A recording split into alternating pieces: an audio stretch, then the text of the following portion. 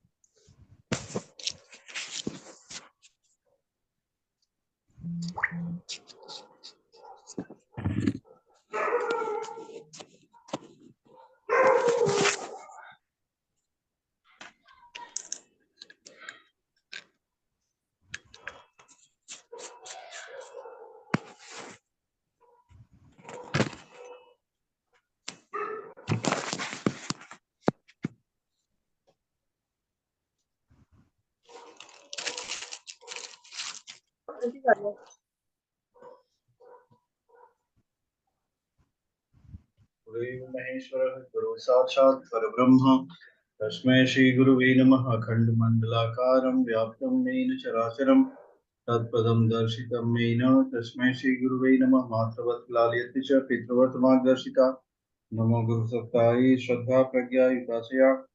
ओम श्री गुरुवे नमः। पलक जी अपना वीडियो ऑन कर लीजिए। एस्ट्रोलॉजिस्ट सोनम जी आप भी ऑन कर लीजिए। मोनिका जी वीडियो अपना ऑन कर लीजिए। आइए आज की कक्षा में हम लोग आगे बढ़े। We need to have growth in our life। हम लोग को रमाकांत जी आप आज बहुत दिन बाद आए, कहाँ थे इतने दिन तक?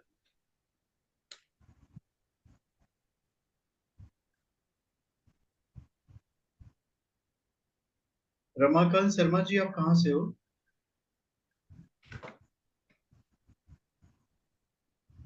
सर मैं अलवर राजस्थान से। अच्छा अच्छा, काफी दिन बाद आप देख रहे हैं। हाँ तो काफी दिन बाद वो अटेंड किया है बिल्कुल। नहीं नहीं अच्छा किया, गुड। शंपा जी अपना वीडियो ऑन कर लीजिए। नवजीत वर्मा जी, मोनिका जी वीडियो ऑन कर लीजिए। हम लोग आज की कक्षा प्रारंभ करते हैं। बताइए किसी को कुछ बोलना है?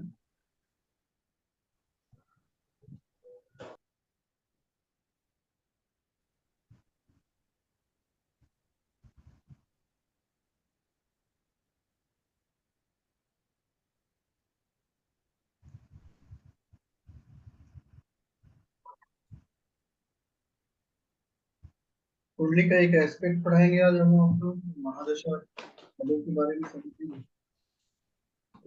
स्टार्ट का प्रेडिक्शन करेंगे आज।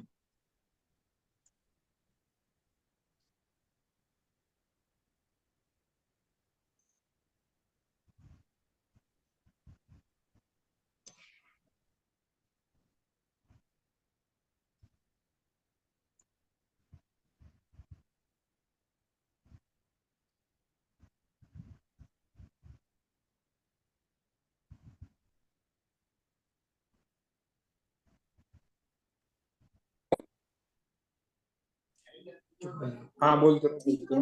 बारात वगैरह कैमरा ऑफ कर रखा है।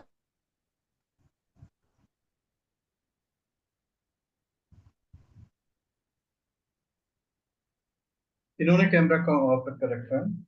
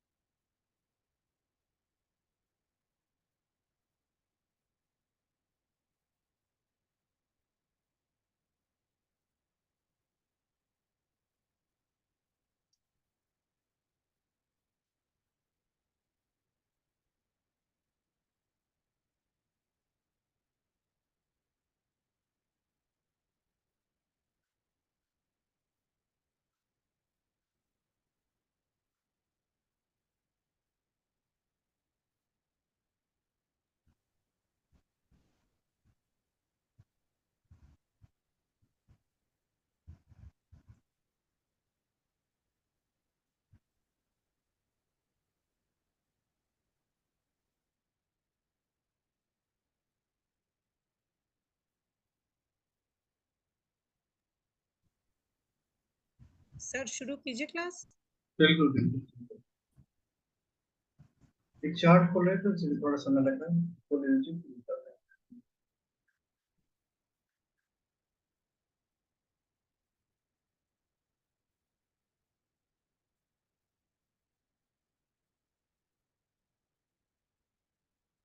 जब भी कोई लग्न कुंडली आपके पास खुल जाए तो उसके बाद करें क्या है?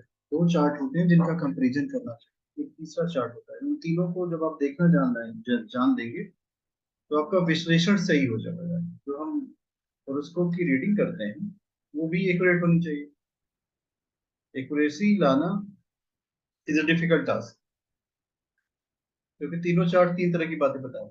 उसमें विच वन इज परफेक्ट, इस चार्ट को हम लोग ज्यादा जो है वैल्यू करें, ये भी एक तरह से की प्रॉब्लम ही आ जाती है। और वैल्यूएशन डिपेंड करता है कि वो चार्ट कौन कौन से, जैसे लग्न कुंडली आपको देखनी है, गोचर देखना है, चलित कुंडली देखनी है, और फिर नवमांश देखना है। ये चार कुंडलियां तो महत्वपूर्ण हो जाती हैं। इनको इनको जो देखने का सूत्र होता है वो सिमिलर फॉर्मूला है, बट उसको लगा करके आपको कंपैरिजन करना पड़ेगा। जब आप कंपैरेटिव स्टडी अच्छी करेंगे तभी आप कुंडली का विश्लेषण अच्छे से कर पाएंगे। अगर आप कंपैरेटिव स्टडी नहीं कर पाते then there will be trouble. Problem कहाँ से आती है कि कोई भी एस्ट्रोलॉजर समझ में नहीं आता कि हम किस कुंडली को देखें, which horoscope we should see. तो which horoscope we should see, that is the biggest problem. शुरुआत आपको लग्न कुंडली से करनी है, और लग्न कुंडली के बाद आपको देखना है नवमांश को देखो, D9 को चेक कर लीजिए। D9 को देखने के बाद फिर किसको देखें? D9 को देखने के बाद आप चलित कुंडली को देखिए। आज हम तीन चार कुंडली को, जैसे ये देखिए लग्न कुंडली है, ये भाव चलित है, ये नवमांश है। लग्न और नवमांश को अगर आपको चेक करना हो, कुछ ऐसे वर्ड यूज किए जाते हैं, जैसे एक वर्ड होता है वर्गोत्तम। सो ये हमारा लग्न है, ये नवमांश है।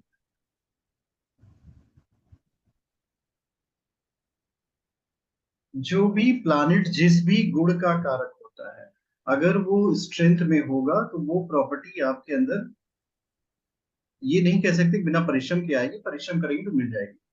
अब ये है लग्न कुंडली, और ये इस लग्न कुंडली का नवमांश है। ये दोनों चार्ट काफी महत्वपूर्ण भूमिका निभाते हैं। They both are very important, लग्न एंड नवमांश।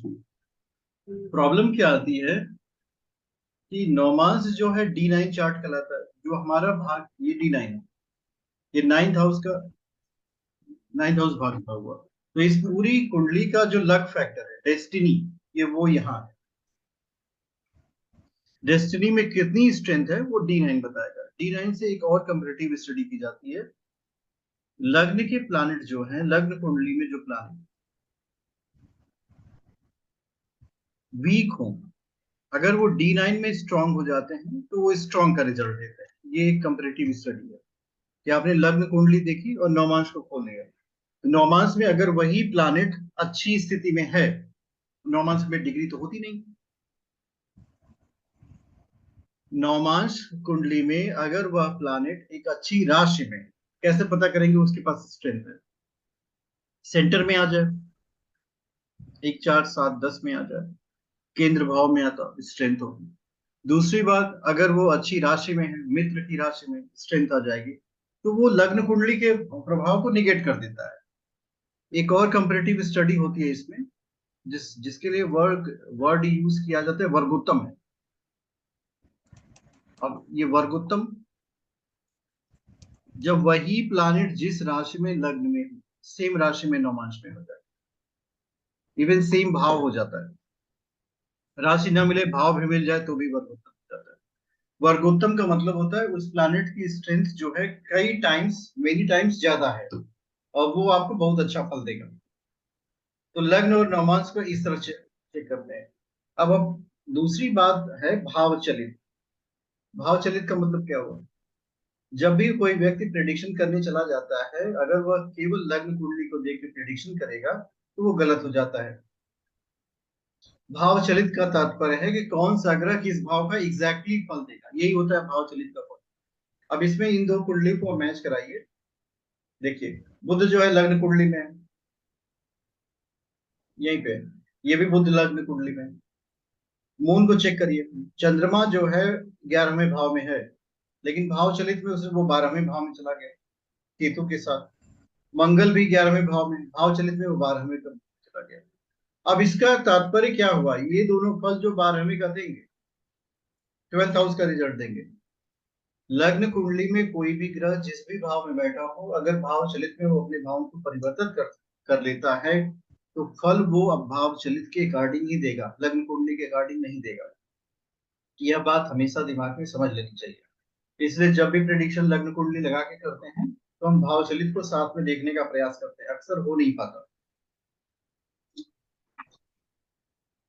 अब लग्न से ही काम चला देते हैं, लेकिन होगा क्या, जब लग्न से प्रेडिक्शन करेंगे, तो यहाँ पे देखिए चंद्रमा जो है वृषभ राशि में उच्च का फल देना चाहिए, उधर चला गया वो 12वें में, बेचारे को रात को नींद नहीं आती हो। आप कहेंगे कि आपका चंद्रमा तो बहुत अच्छी स्थिति में है, वो कहेगा हमको नींद ही नहीं आती, वो बहुत टेंशन रहती है, मून का केतु से कंजंक्शन हो गया। तो इस बात का प्रभाव कहाँ से मिला, how you are able to reach to this conclusion, इस निष्कर्ष पर आप कैसे पहुंच पाते हैं, इस निष्कर्ष पर आप तब पहुंच पाते हैं जब आप देखते हैं कि वही प्लैनेट जो है 12वें का फल देने लगा, ये निष्कर्ष वहां से निकला। बाकी के प्लैनेट को देखिए, जुपिटर वीनस सन लग्न कुंडली में धन भाव में है, लेकिन वहीं जब आप जाते हैं भाव चलित में, तो जुपिटर वीनस जो है धन योग बना रहा है, लेकिन पराक्रम भाव में 3rd हाउस बना रहा है। यहाँ पे देखिए इसकी पोजीशन यहाँ, इसकी पोजीशन यहाँ। तो जब प्लैनेट चेंज हो गए तो उनके फल भी चेंज हो जाएंगे। अब आपको फलादेश 3rd हाउस का करना है, न कि 2nd हाउस का करना है। कभी कभी ये स्थितियां जो है व्यक्ति के अनुकूल होती हैं और कभी कभी प्रतिकूल, तो हमें अनुकूलता प्रतिकूलता पे ध्यान न देते हुए अपने प्रिडिक्शन पे ध्यान देना है। लग्न नवमांश और भाव चलित, और एक और चार्ट आता है, उसको भी हम आपको बता देते हैं, क्योंकि अगर इन चार्टों को आप खोलेंगे नहीं तो आप कुछ बता नहीं पाएंगे। उस चार्ट के लिए यूज किया जाता है गोचर, ट्रांजिट टुडे। ये परफेक्टली जो है आज की कंडीशन है। अगर यह व्यक्ति आज मुझसे पूछे कि इसके दिमाग में क्या चल रहा होगा, तो हम करंट गोचर को खोलेंगे और बता देंगे आज का गोचर क्या चल रहा है, उसको ट्रांजिट टुडे करते हैं। गोचर में देखिए आज के दिन मून और केतु का कंजंक्शन है, यहाँ पे चतुर्थ भाव में मून और केतु का कंजंक्शन क्या बताता है, आज के दिन इनका मन जो है बहुत ही तनावग्रस्त होगा, शांत मन तो होगा नहीं, क्योंकि चंद्रमा का केतु से कंजंक्शन है। अब इस चार्ट को एक्सप्लेन करिए ट्रांजिट टुडे की बेसिस पे। अगर लग्न को में हम देखते हैं तो लग्न में वीनस और मार्स का कंजंक्शन है, शुक्र और मंगल की युति। शुक्र व्यक्ति की वासना है, प्रेम है, उसमें मंगल की अग्नि प्रज्वलित हो रही है। क्या होगा, उस व्यक्ति के अंदर जो है आकर्षण बहुत तीव्रता में इस समय जागृत है। तो लग्न कुंडली, भावचलित और नवमांश, इन तीनों का विश्लेषण आप अगर आप करेंगे तो काफी चीजों को बहुत अच्छे से एक्सप्लेन कर सकते हैं। किसी भी व्यक्ति के जीवन में इन तीनों के प्रभाव को एक्सप्लेन करते हुए आप चले जाएंगे और आप पाएंगे कि वह व्यक्ति जो है उससे प्रभावित होता है। और सुबीर हाजरा जी, आप अपना वीडियो ऑन कर लीजिए। नागेश शर्मा जी, शंपा जी, आपका भी वीडियो बंद है। पलक लोकवानी जी, आपका वीडियो बंद है। और तो कुमार संजय, आपने भी अपना वीडियो बंद कर रखा है। नवजीत वर्मा जी। सो इन तीनों कुंडलियों का विश्लेषण आपको करना चाहिए। जब आप इन तीनों कुंडलियों को विश्लेषण करेंगे तभी आप कुछ बता पाएंगे, और एक ही कुंडली का लेकर विश्लेषण करेंगे तो आप कुछ नहीं बता सकते। अब इसमें समस्या क्या खड़ी हुई, बताइए। सर एक क्वेश्चन सर, कभी कभी भावचलित में जैसे अभी आपने भावचलित के वो 4 5 6 हो गए, कभी होता है कि वो 2 घर एक ही दिखाता है। मान लीजिए उसको एक ही, अगर किसी हाँ जी। चार्ट में प्लानिटरी पोजीशन चेंज हो जाती है तो जो हो रही है उसी को मानना है आप। नहीं, जैसे अगर हमने लगन में 4 देखा तो वो वहां पे भावचलित में 2 घर 5 5 के दिखाएगा। ऐसे भी भावचलित होती है ना कुंडलियां। उसको मान लीजिए, जैसे राशियां नहीं बदल रही हैं, आप राशि नहीं बदल रही। हाँ तो मान लीजिए उसको। हाँ जी, भाव वो निरयन भाव चलित होता है जो आप बता रहे हैं, वो भाव चलित नहीं होता। वो केपी सिस्टमिक्स जब हम नक्षत्र एस्ट्रोलॉजी पढ़ते तो निरयन भाव चलित होता है। उसमें 12 घरों में कभी कभी एक ही राशि 2 घरों में बैठा दी जाती है। वो ये भाव चलित नहीं होता। इसको आप देखेंगे तो 1 से 12 तक रहेंगी राशि। ये भाव चलित और वो भाव चलित अलग है। वो निरयन भाव चलित, ये भाव चलित है। उसके लिए जो शब्द प्रयोग होता है निरयन भाव चलित होता है। अब इसमें समस्या क्या है कि अकॉर्डिंग टू लग्न कुंडली, अब इसको साधारण से साधारण भाषा में समझे कि हमारे पास जो 9 प्लानिट, जो प्लानिट आते हैं, सूर्य, मंगल, चंद्रमा, गुरु, बृहस्पति, शुक्र, शनि, राहु, केतु, इनकी स्ट्रेंथ को अगर आप नेचुरली समझना चाहें, इनकी शक्तियों को आप समझेंगे, तभी आप एक अच्छा प्रिडिक्शन कर पाएंगे। कुंडली आपने खोल लिया, अब हम क्या पढ़ें इसमें? बहुत बड़ा प्रश्न आ जाता है, हम पढ़ें क्या? What should I see in this chart first? तो पहले लग्न को देखिए, फिर इसकी राशि को देखिए, फिर इसके इनके भाग्य भाव को स्वामी के देखिए, इन तीनों की स्थितियों को देख लीजिए। अब इसके बाद क्या करना है आपको? भाव चलित में जाके देख लीजिए कहीं कोई ग्रह अपनी अवस्था को बदल तो नहीं रहा। फिर लग्न से ट्रांजिट टू लग्न से नवमांश को मिलाइए, देखिए कौन सा ग्रह अपनी अच्छी स्थिति में है। जब लग्न से नवमांश को आप मिलाएंगे तो आपको बहुत सारे कंक्लूजन मिलेंगे। सूर्य इनका बहुत बलवान है, चंद्रमा इनका वीक है, बुध इनका काम लायक है, गुरु गुरु के पास शक्ति थोड़ी कम है।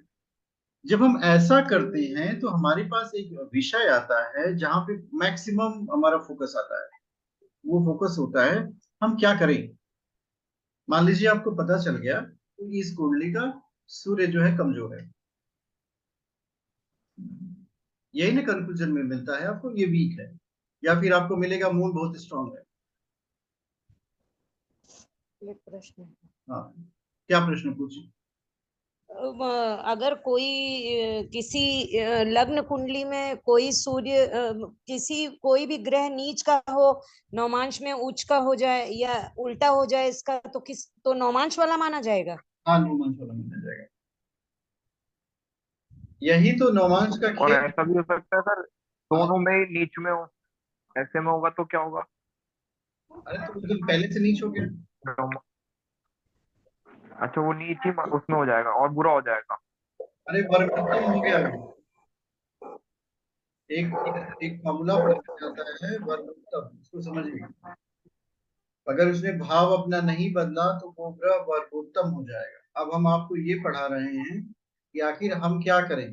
भाई कुंडली में ग्रहों की स्थितियां तो बचपन में पैदा हो, जब हम हुए तभी हो गई, और हमने ये कह दिया कि भाई इस पे हमारा कोई नियंत्रण नहीं, क्योंकि ये पूर्व जन्म के कर्मों के आधार पे बनी है। आज हमारा जो जन्म हुआ है ये पूर्व जन्म के कर्मों के आधार पे, और कल हमारा जो जन्म होगा ये भी आज के जन्म के आधार पे। मतलब हमारी जो साइकिल चल रही है वो कहीं ना कहीं हम ही चला रहे हैं, पर उस पर हमारा कंट्रोल नहीं है। जो हम चला चुके हैं साइकिल, वही आगे की साइकिल चला रहे हैं। अब इसमें समस्या ये आ जाती है कि एक सेक्शन होता है रेमेडी, उपाय। उपाय को ऐसे कह सकते हैं कि मेडिसिन। सो ग्रहों की जो मेडिसिन होती है वो 3 तरह की होती है। एक होता है मंत्र जप, एक होता है दान, तीसरे सेक्शन में आता है रत्न, रुद्राक्ष और भी जेमस्टोन है। तो ये 3 ही सेक्शन है जिसमें आपको व्यक्ति को उपाय के रूप में लेके जाना है, और ये तीनों सेक्शन आपको प्रभावित करते हैं अलग अलग तरीके से, करेंगे जरूर। जैसे मंत्र जप क्या करता है, कोई व्यक्ति अगर ये जानना चाहे कि मंत्रों का कितना प्रभाव होता है तो आप हर व्यक्ति से पूछिएगा, कोई ना कोई मंत्र जप जरूर कर रहा है। मंत्र का मतलब विचार शक्ति। अगर हम विचार करना शुरू करें कि हम परमात्मा की अलौकिक संतान हैं, हमारे अंदर अनंत शक्तियां हैं, पर वो सारी शक्तियां सुसुप्त हैं, तो वो शक्तियों को जगाना पड़ेगा। आप ऐसे समझिए जैसे अलादीन का चिराग था, अब अलादीन के चिराग से जो जिन्न निकलता था वो अपने से नहीं निकलता था, उसको रगड़ना पड़ता था। तो हमारे मन में भी एक अलादीन का चिराग है जिसको कल्पवृक्ष कहते हैं, कामधेनु कहते हैं, पर वो निकलेगा कैसे? जब उसको आप रगड़ेंगे, और इसी रगड़ने की प्रक्रिया का नाम ही है जप। कोई भी क्रिया अगर आप एक से अधिक बार करते हैं तो वो जप में आ जाता है। अब आप इसको ऐसे समझिए कि एक बार अगर आपको किसी ने बुलाया, अमन जी आपको सुनाई नहीं दे रहा है क्या? तो हो सकता है आपको ना सुनाई दे। नहीं सर, सुनाई दे रहा है, बस कुछ और पूछ रहा था मैं पूछ रहा था, जैसे आपने कहा ग्रहों को बलवान करने के लिए दान कर सकते हैं, मंत्र जाप कर सकते हैं, या रतन या रुद्राक्ष हो गए, पर रिश्तेदारों को भी से भी तो हम वो कर सकते हैं। आप मेरी बड़ी बात ध्यान से सुनिएगा, आप समझ नहीं पाए। हम पढ़ा रहे थे एक विषय जिसमें समझाने के लिए कहा कि मैंने अमन जी को एक बार बुलाया, हो सकता है अमन जी ना सुने। अब दोबारा अगर हम कहेंगे अमन, हो सकता है ना सुने, तीसरी बार भी ना सुने। लेकिन अगर 4-5 बार 6 बार कहेंगे तो 10वीं बार झल्ला करके जरूर सुनेंगे, बार बार आप हमको क्यों बुला रहे हैं। प्रिंसिपल ऑफ रिपीटिशन काम करता है। आप देखिए एक ही बार में सुन लिया, बहुत अच्छा। सो ये जो जप होता है, repeating same thing many time, that is called जप। जप योग है। श्रीमद् भगवद गीता में भगवान श्री कृष्ण कहते हैं, यज्ञा नाम जप यज्ञो असम, यज्ञों में मैं जप जप यज्ञ मेरा ही स्वरूप है। वो किसी मंत्र को नहीं कहते, वो क्रिया को कहते हैं। Saying one thing many times जप योग में आता है। अब कोई भी मंत्र, ग्रहों के अनुसार बड़े मंत्र बहुत ज्यादा है। हर देवी देवता के असंख्य मंत्र हैं, उनको कोई गिन नहीं सकता। आप भी एक नया मंत्र बना सकते हैं बीज मंत्रों से जोड़ करके। अगर आप मंत्र दृष्टा हो बना दीजिए, नहीं तो ऋषियों ने जो मंत्र बताए हैं उन्हीं का उपयोग करिए। अब किसी मंत्र का आप जप करेंगे तो उसका प्रभाव होगा, कैसे करता है, हमारे जो शरीर में षट चक्र होते हैं, वो प्रत्येक चक्र एक एक वाइब्रेशन से जुड़ा हुआ है। वो वाइब्रेशन करके वो 60 चक्र जगते हैं। हर चक्र में, जैसे हमारा मूलाधार चक्र है, अगर आपका मूलाधार चक्र जग जाए तो उसका एक प्रभाव होता है, आपके जीवन के सारे विघ्न नष्ट होता है। इफेक्ट है उसका, ऐसा नहीं कि ये कल्पना शक्ति है।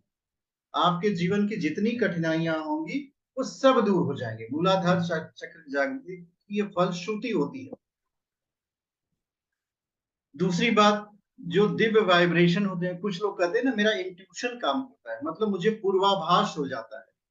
ये पूर्वाभास की शक्ति भी मंत्र जब से आती है। मैंने एक आर्टिकल लिखा था ज्योतिष सागर में पब्लिश होता है, मंत्र हमारी पूर्वाभास की शक्ति बढ़ाता है। मतलब कोई घटना कल होने वाली होगी तो वो आपको आज पता चल जाएगी, आभास हो जाता है ये जीवन में घटित होने वाला है। अब ये तो अपने जीवन की घटना पता चल, अब किसी दूसरे की घटना अगर पता होनी चाहिए तब क्या होगी, तब आप ज्योतिषी का लेंगे। आपके अंदर पूर्वाभास की शक्ति जो है बढ़ती हुई इस स्तर तक पहुंच जाए कि आप लोगों को देखें और उनके मनोभूमि को बताना शुरू करें, then you will be a ज्योतिषी। तो मंत्र जप जो है मनुष्य के चिंतन के स्तर को दूर करता है, साथ ही साथ उसके अंदर छुपी हुई जो सुषुप्त शक्तियां हैं, एक शब्द प्रयोग किया जाता है, भाई शक्तियां सुषुप्त कैसी हो गई? जो भगवान में है, जो ब्रह्म में है, वही पिंड में है। तो कहते हैं यथा ब्रह्मांडे तथा पिंडे, जो ईश्वर में है वही उसके अंश और वंश में है। जैसे एक शेर का बच्चा और शेर, दोनों की क्वालिटी एक ही हो सकता है वो बच्चा हो लेकिन after some time he will be loyal. उसी तरह हमारे अंदर भी देवत्व की शक्तियां सुसुप्त हैं। एक बड़ा अच्छा शब्द है, राक्षसी शक्तियां जागृत रहती हैं। इस बात को देखिएगा, देवता सुसुप्त हो जाता है, राक्षस क्यों नहीं सुसुप्त? कोई कहेगा कि हमारे अंदर सुसुप्त राक्षसी शक्तियां, उसको जगाना है। भाई किसी के अंदर है ऐसी शक्तियां जो सुसुप्त है, राक्षसी प्रवृत्ति, उसको जगाना है, वो पहले से जागी हुई है। देवत्व की शक्तियां सुसुप्त है। ये क्या, व्हाट इज दिस, इसका मतलब क्या हुआ कि भाई देवता क्यों सो गया और राक्षस जागा हुआ है? अब हमें एक सत्कर्म करना होगा। कोई एक अच्छा काम मैंने डिसाइड किया कि आज मुझे करना, उसका विचार हमारे मन में पहले आएगा, फिर उसके बारे में हम सोचेंगे, फिर क्रिया शक्ति होगी, अच्छा कर्म हुआ। और वैसे राक्षस के विषय में क्या, राक्षस के सोचना नहीं है, कर डालो। किसी को मारना हो तुरंत एक थप्पड़ मार दो। राक्षस हमेशा जागृत अवस्था में होता है, देवता सोते रहते। अब देवत्व की शक्ति को आपको जगाना है तो मंत्र जप ही एक विशिष्ट साधन है। जप योग में आप विलीन हुइए। कोई एक ग्रहों से संबंधित अगर आप समझ पा रहे होंगे तो ग्रहों के बीज मंत्र का जप करिए। आपको वो भी इस बात नहीं समझ में आ रही, 3 मंत्र ऐसे हैं जिसका कोई भी व्यक्ति जप करे उसके ऊपर सकारात्मक प्रभाव होगा। एक तो गायत्री महामंत्र, गायत्री मंत्र प्राचीन काल से सनातन धर्म में गायत्री मंत्र की ही ब्रह्म दीक्षा दिया, इसका आप नित्य जप करिए, ये आपकी ब्राह्मी शक्ति को जगाएगा। ओम नमो भगवते वासुदेवाय, गुरुदेव की शक्ति को बढ़ाने के लिए, गुरु को पावरफुल करने के लिए इसका जप कर सकते हैं। महामृत्युंजय मंत्र का जप करिए। ओम त्र्यंबकम यजामहे सुगंधिं पुष्टिवर्धनम् उर्वारुकमिव बन्धनात् मृत्युर्मोक्षेमाम्। नवाड़ मंत्र का लोग जप करते हैं। ओम ऐं ह्रीं क्लीं चामुंडाय नमः। ओम नमः शिवाय का बहुतायत प्रसिद्ध जप है। ओम हं हनुमति नमः का जप है। अब इन 5 मंत्रों के बाद जितने मंत्र हैं वो सारे मंत्र किसी निश्चित उद्देश्य के लिए आते हैं। अब निश्चित उद्देश्य क्या हो सकता है? अगर हम कहें कि हमारे ऊपर जो है एक बहुत बड़ी समस्या है कि हमको एक मेरे शत्रु ने परेशान कर रखा है, तो जब आपके पास शत्रु ने परेशान रखा है तो तब क्या करेंगे? उस समय के मंत्र बदल जाते हैं। मंत्र बदल जाते हैं, क्यों बदलते हैं? क्योंकि वो विशेष मंत्र की रचना ही ऐसी की गई है कि वो शत्रु संहारक मंत्र है। अब यहाँ से जब मंत्रों का आप जप करते हैं तो ये मंत्र सभी लोग नहीं जप कर सकते, ये एक विधान आता है, क्योंकि मंत्रों का दुष्प्रभाव भी होता है। कारण क्या है? आपकी मानसिक जो तरंगे हैं वो उस अवस्था में नहीं है उस मंत्र की ऊर्जा को एब्जॉर्ब कर सके। अगर हम कहें कि पूरे संसार में मेरा कोई शत्रु नहीं है तो हम किसी भी मंत्र का जप कर सकते हैं। और अगर हमारे पास ईर्ष्या द्वेष की तरंगे हैं, कारण क्या है? आपने मंत्र का जप किया, किसी व्यक्ति के बारे में सोचा, तो मंत्र की शक्ति वहां जाएगी ना। मानसिक तरंगे आपकी हैं, वो किसी को भी स्पर्श कर सकते हैं। इसी वजह से मंत्रों का जप करने से पहले विधान है कि आप षट कर्म कर लो, आचमन करो, प्राणायाम करो, अपने आप को पवित्र करो, गुरुदेव की से आपने अनुमति ले ली, फिर रक्षा कवच बनाइए, फिर मंत्र का जप करो। अब इसमें 2 मंत्र ऐसे हैं जो काफी बहुतायत मात्रा में प्रचलित होते हैं। एक तो बंगलामुखी का मंत्र। अगर आपके पास कोई ऐसे शत्रु हैं जो दृश्य हैं, अदृश्य हैं, आपको बहुत परेशान करते हैं, तो ऐसे में बगलामुखी मंत्र का अनुष्ठान कर डालिए, देखिए वो सारे शत्रुओं का संहार कर डालेंगे। पर ये अपने आप नहीं करना है, या किसी मंत्र दीक्षित व्यक्ति के शरण में जाकर के फिर उससे दीक्षा लेकर के तब। अब दीक्षा लेने से क्या तात्पर्य है? वो व्यक्ति आपको थोड़ा सलाह देगा, सहायता करेगा, अपनी ऊर्जा का एक अंश ट्रांसफर करेगा। एक और समस्या खड़ी होती है, किताबों में पढ़ करके मंत्र का जप करना, ये बहुत नुकसान करता है। किताबों में पढ़ करके दवाई नहीं खा जा सकती। बीमार होने पे हम लोग करते हैं, किताब खोले, देखें बुखार की दवा कौन कौन सी लिखी है, 100-150 दवाएं लिखी होंगी, तो हर दवा थोड़ी हर पेशेंट के लिए होती है। डॉक्टर के पास जाइए, उसी तरह किसी मंत्र निष्ठा से जब आप पूछेंगे तो आपको मंत्रों को बताएगा, और फिर आप उस मंत्र का जप करोगे, तब जाकर के उसका लाभ आपको प्राप्त होगा, नहीं तो लाभ की बजाय हानि हो जाता है। और एक मंत्र आता है विपरीत प्रत्यंगिरा मंत्र। विपरीत प्रत्यंगिरा का मंत्र तब जप किया जाता है जब हमारे पास कोई साधन नहीं रहता, हमारे ऊपर किसी शत्रु ने कोई प्रयोग कर रखा हो और हमें उसे रिटर्न करना हो, तो महाविपरीत प्रत्यंगिरा का मंत्र है, उसका जप करिए। वो जितने देर से अधिक शत्रु हो सबको नष्ट कर डालो, कुछ बता नहीं सकता। तो ये सारे मंत्र हैं जो आप खुद भी जप कर सकते हो, अपने जातक को भी जप करा सकते हो। अब दूसरा बात आता है दान करने का। दान में एक बहुत बड़ी समस्या होती है, हम क्या दान करेंगे? और आजकल के लोगों के अंदर दान की ऐसी परंपरा आ गई है जिसका स्वयं भगवान उतर के समझाएंगे तो नहीं समझ में आएगा। एक बात, एक उपनिषद में वर्णन आता है कि नचिकेता के पिताजी ने तो दान करने की इच्छा आई, बहुत बड़े राजा थे, तो उन्होंने क्या किया, उनके राज्य में कहा भाई हम आज दान करेंगे, तो दान करने की इच्छा हुई तो गाय का दान किया। किस तरह की गाय का दान किया? जो गाय दूध दे चुकी थी, इनका दान किया। जो गाय बच्चा दे चुकी थी, इनका दान किया। और जो गाय भोजन कर चुकी थी, इसका तात्पर्य था कि जिन गायों का दान किया, जैसे जो गाय भोजन कर चुकी थी मतलब उनके अंदर इतनी सामर्थ्य नहीं कि वो भूसा खा सके, बूढ़ी हो गई, मरणासन। बच्चा दे चुकी थी मतलब अब दूसरा बच्चा वो दे ही नहीं सकती, 5 हो गई। तीसरी तरह की गाय थी कि जो अपना दूध दे चुकी, मतलब जीवन में अब दूध नहीं दे सकती, उन्होंने दान कर दिया। नचिकेता को बड़ा बुरा लगा, भाई हमारे पिता ने जो व्यर्थ का दान कर दिया। तो उन्होंने पूछा पिताजी आप मुझे किसको दोगे? उन्होंने कहा उसको हेमराज को दे देंगे। नचिकेता निकल गए यमराज के पास, 3 दिन भूखे प्यासे बैठे रहे। यमराज आए। अब पहली बात तो यमराज का नाम सुन के लोगों को डर लगता है। यमराज से किसी ने कहा भाई कोई व्यक्ति है जो आपका इंतजार कर रहा है। यमराज आए, प्रकट हुए, कहे भाई प्रभु बताओ आप क्यों आ गए यहाँ, तुम्हारे पास कोई आता है? पिताजी ने हमको आपको दान कर दिया, तो ये शरीर आपको दिया है, हम आपको वापस देने आए हैं। तो कहा भोजन पानी का नहीं, जो वस्तु जिसको जैसी दी जाती है उसको वैसे दी। कहा देखो आज तक हमारे पास कोई आया नहीं, इसलिए हम बहुत प्रसन्न हुए, मुझसे 3 बार मांग लो। तो वरों की बात आती तो वो कहते हैं कि अच्छा ऐसा करो, मुझसे चिर यौवन मांगो, कि तुम सदा काल तक युवावस्था में रहोगे और ढेर सारी स्त्रियां तुम्हारी सेवा। क्या बिल्कुल मुझे नहीं चाहिए, मुझे ब्रह्म ज्ञान दो।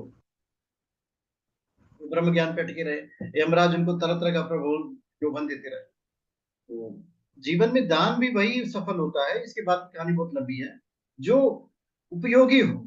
अनुपयोगी वस्तुओं का दान करेंगे तो आपको भी अनुपयोगी चीजें प्राप्त हो।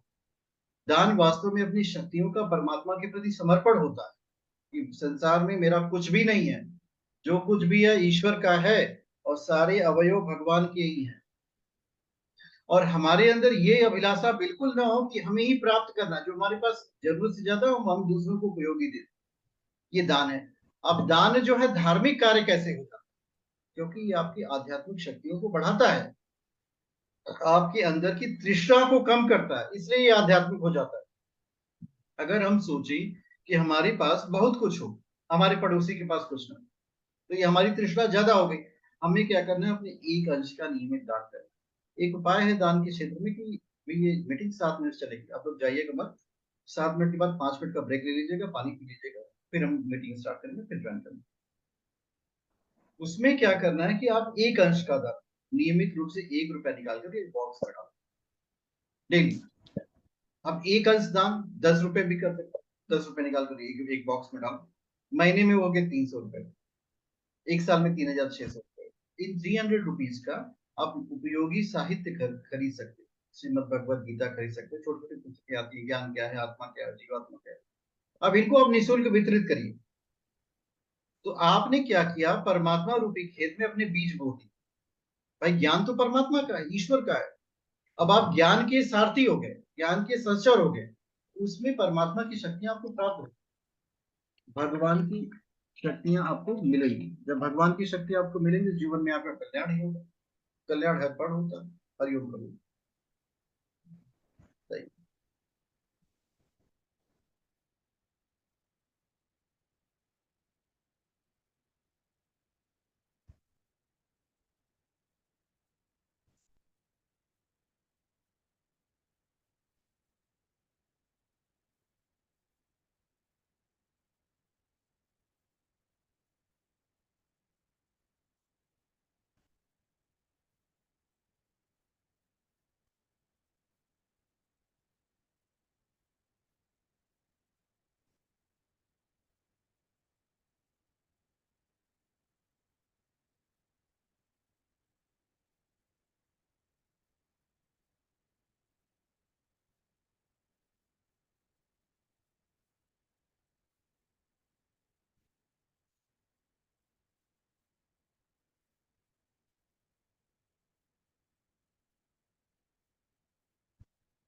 सर आवाज नहीं आ रही आपकी, बंद हो गई है। आवाज नहीं आ रही सर। ये आपको अनंत गुना फल देगा। धन्यवाद। अनंत गुना फल का तात्पर्य क्या होगा, जैसे एक किसान जो है फार्मर था, हाँ किसान को ही फार्मर कहते हैं, तो वो पहले खेत को जोता होता, फिर अपने घर से ले जाकर के ढेर सारे बीज उसमें छींट। अब उसको मान लो किसी को फार्मिंग नहीं पता हो, एग्रीकल्चर ना पता हो, तो क्या कहेगा, ये तो पागल हो गया। भाई जिस अन्न को इसको ग्रहण करना चाहिए पका के, वो तो खेत में डाल रहा है। अब जिसको इस विज्ञान की समझ होगी वो कहेगा वो तो एक अन्न फेंक रहा है, उसके बदले में हजारों उसके पास रिटर्न आएंगे। उसने एक बीज खेत को दिया और खेत से हजारों उसके पास फल मिलेंगे। वैसे ही परमात्मा रूपी खेत में जिस किसी ने भी बोया है, ये जीवन जो है बोने और काटने के सिद्धांत पे चलता है। आप बोइए फिर काटिए। हमारे अंदर प्रवृत्ति क्या होती है, पहले काटना ही शुरू करेंगे। कहते हैं कि हमारे जीवन में कुछ आ नहीं रहा, क्योंकि आपके जीवन से कुछ जा नहीं रहा। जाने वाला मार्ग खोल के रखो, आने वाला मार्ग अपने आप खुलेगा। तो ये जो देने का सिद्धांत है, देने वाले व्यक्ति ही देवता कहलाते हैं। आपके अंदर का देवता क्यों सुसुप्त हो गया? मैंने पहले ही प्रश्न पूछा था, इसका उत्तर है क्योंकि आपने देना बंद कर दिया। देना शुरू करिए, देवता जागृत रहेगा। और जब देवता जागृत रहते हैं तो राक्षस का पता ही नहीं चलेगा कहाँ है। भाई आप सत्कर्मों में लगे रहे, निरंतर देते रहे। और इस देने से, देने का भाव का मतलब ये नहीं कि मतलब आपके पास बहुत संपत्ति हो तभी दीजिए। एक अंश पर्याप्त है देवता की जागृत के लिए। ये देने का भाव अपने अंदर जागृत करिए। तीसरा विषय था रुद्राक्ष का। ये हमारी मीटिंग ना 3 मिनट 12 सेकंड में खत्म हो जाएगी, तब उसको स्टार्ट करेंगे, नहीं तो बीच में उलझ जाएगा। मंत्र जप और दान, ये दो ऐसे हथियार हैं जो भगवान शंकर का जो त्रिशूल है ना, उसके दो ऊपर वाले पार्ट, एक जप, दूसरा दान, और तीसरा है धारण करना। हमारे जीवन में जो दुख आता है उसके 3 मूल कारण होते हैं। कहाँ से प्रयोग होता है? आसक्ति, अभाव, अज्ञान। हमें कुछ चीजों में आसक्ति हो जाए, कुछ चीजों का अभाव हो जाए, या फिर अज्ञान हो जाए, यहाँ से दुख आता है। तो इन दुखों को रोकने का साधन क्या है? जप करना है, दान करना है, और कुछ रत्नों को धारण करना है। बस यही है सिंपल सा उपाय। इसको अगर सही से आप कर लें तो जीवन में बहुत प्रगति हो जाएगी। कम से कम मानव के रूप में आप एक श्रेष्ठ मनुष्य बन जाएंगे। इतना तो हो ही जाएगा आपको। आवाज आ रही है आपको? हाँ जी, क्या आप हमें सुन पा रहे हैं? जी आ रही है आवाज। क्या नाम है आपका? अपना शुभ नाम बताइए। मेरा नाम आलोक है सर। कहाँ से हैं आलोक जी आप? मैं तो बैंगलोर में रहता हूँ। अच्छा,